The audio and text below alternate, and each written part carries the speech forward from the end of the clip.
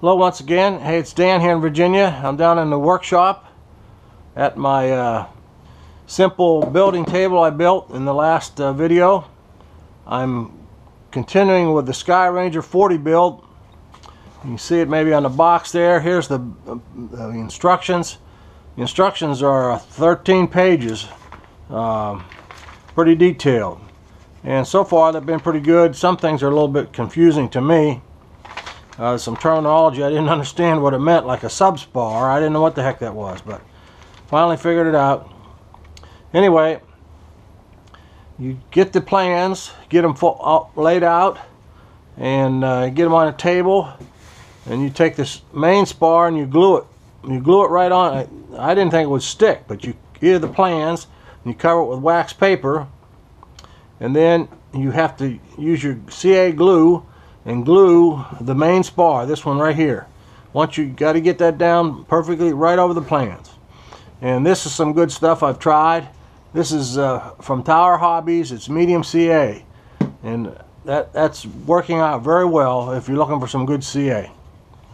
So you get that on there, and then you got to have, there's 7 ribs, and each rib takes a shear webbing. That's this piece right here, this WB2. There's one on this side and one on this side. So they go on to the ribbing, which looks like, where is one? I had another one. Anyway, they go on the ribbing, but the ribs actually have, here's one here. Here's a rib. The ribs actually have these little tabs on the back. If you can see it down here, this is a little tab on the back, and the shear webbing goes on all sides. So once you get this all built up, those tabs hold that foot up like that while you're building, and then you end up cutting or breaking them off. But you have to put 2 of these shear webs onto this, and then you have to put this on the plans. So it's very time consuming, very slow when you start out. I'm not fast anyway, so I was chugging along, and believe it or not, this wing is still not quite done. This is the right wing, the first one you start with, and I probably have, I don't know, 8 or 9 hours of labor in this thing. So you get it on there, and then you still have to put these caps on the top here, this cap, and you have to individually cut those caps. Here's one here. You have to cut them from the sheeting that they give you. They give you a sheet of balsa 16 inches or 1/16 inch thick. You have to mark it and measure it slice it out with your craft knife, and then glue it on here. And this curvature is just enough that when you get at the front there, and on the front you go to bend it down, it's too tight and it'll crack right here. So they tell you this, and you have to soak it in hot water or steam it to get the front end to curve down and connect. So this radius here is just a little bit tight to make it go. So, but you can do it. Just keep at it. I would not recommend this. If you're a first-time kit builder, forget it. I think if you look on their websites, they tell you this is an easy first kit, but this is not the one they're talking about. They're talking about one of their other airplanes. One other thing I did find invaluable is a set of these. These are called 1-2-3 blocks. I bought them a long time ago online. They're mainly for machine work, setting up your milling machine, that kind of stuff in a machine shop.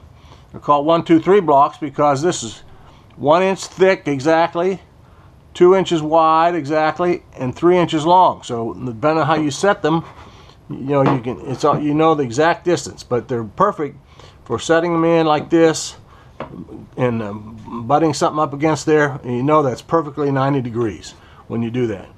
So they've come in very handy. These are just cheap Chinese ones, I think, but I bought them offline. But I really recommend them if you're doing any kind of project like this. Let's see what else. Oh, this is the sheeting. They don't seem to give you enough of this stuff where you have to cut, and this sheeting is the same as this sheeting. So you end up, and they tell you, save the pieces, save the scraps, don't throw anything away. and you have to edge glue them. This is like, here's a little piece, here's a little piece, here's a little piece. You have to glue them all, end glue them. And here on the back, I don't know if you can see that or not, there's a whole bunch of little slices in there. So I don't know, I'm going to maybe write them or something and tell them they didn't give him enough sheeting, but probably end up going to the hobby store around here, Hobby Lobby locally here, and get some more sheeting. I hope they have it.